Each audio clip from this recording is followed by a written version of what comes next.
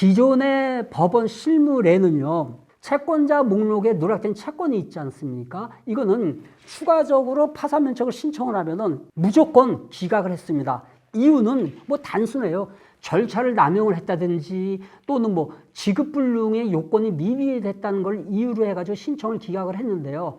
그래서 이제 채무자는 할 수 없이 누락된 채무 이제 구제를 받아야 되지 않습니까? 누락된 채무의 구제를 받기 위해서 면책 확인해소라든지 또는 청구이해소. 그러니까 면책 확인해소는요, 채무자가 원고가 되는 거예요. 내가 이런 거를 면책을 받았다. 그러니까는 내가 당신한테 돈을 갚을 의무가 없다. 이거를 면책받았다는 거를 확인을 해 주십시오. 청구이해소. 이거는 채권자가 강제 집행을 들어오지 않습니까? 그러면은 그 강제 집행을 막기 위해서 내가 지금 이미 이 채무에 대해서는 파산 신청을 해서 면책을 받았다라는 이러한 청구 이해소를 제기하거나 또는 반대로 채권자가 이제 대여금 청구라든지 뭐 이런 양수금이라든지 이런 소송을 제기하거든요.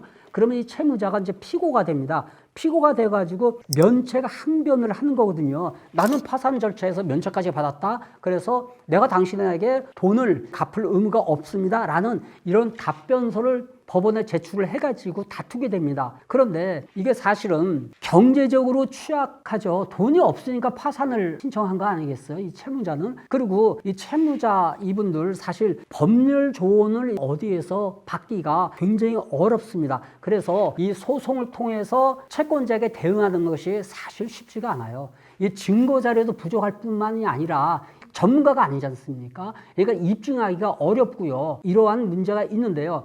일단 면책 확인의 이 핵심이 뭡니까? 파산 면책 시 채권의 존재, 채권이 있는 걸 내가 몰랐다는 거죠. 그러니까 쉽게 얘기해서 내가 이 빚이 있는 줄 알았다면은 내가 파산 면책 신청을 할 때 당연히 이걸 채권자 목록에 넣었을 거 아니냐.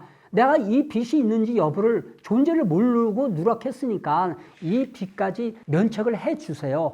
이렇게 이제 법원에다 내는 거거든요. 그러나 이제 서울회생법원에서는요, 이미 파산 면책을 받은 분들, 이분들이 다 아까 제가 언급했습니다만은 이 경제적으로 취약하죠. 그리고 법률 조언을 사실 받기가 이 어려운 대상들 아닙니까? 그래서 채권자의 소송에 이 대응하기가 굉장히 어렵다는 것을 이렇게 감안을 해가지고 파산 면책 시에 고의로 누락된 것이 아니라면 추가 면책 신청, 이것을 허용을 하겠다는 겁니다. 그런데 종전 사건에서 이 면책 결정이 확정된 때부터 이렇게 7년 이내에 다시 파산 신청을 하는데요. 채권자 목록 누락 채권 이외에 다른 새로 이 발생한 채권 이거를 추가한 경우에는 그 경위를 신문을 해가지고요. 절차 남용으로 기각할 수도 있고 면책 불허가 할 수도 있습니다.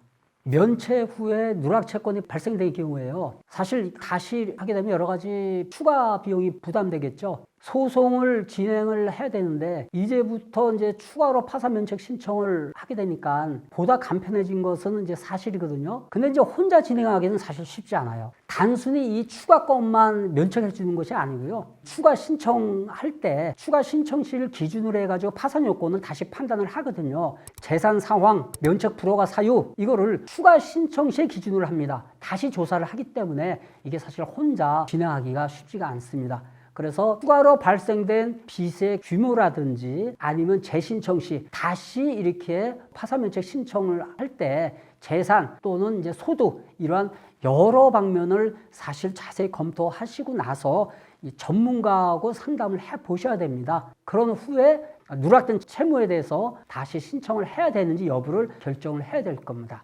오늘 최혁환 법무사의 회생TV는 여기에서 마무리하겠습니다. 다음번에도 더 좋은 콘텐츠로 찾아뵐 테니까요. 오늘 제 영상이 좋으셨다면 구독과 좋아요 눌러주시고요. 응원의 댓글도 부탁드립니다. 여러분 안녕히 계세요.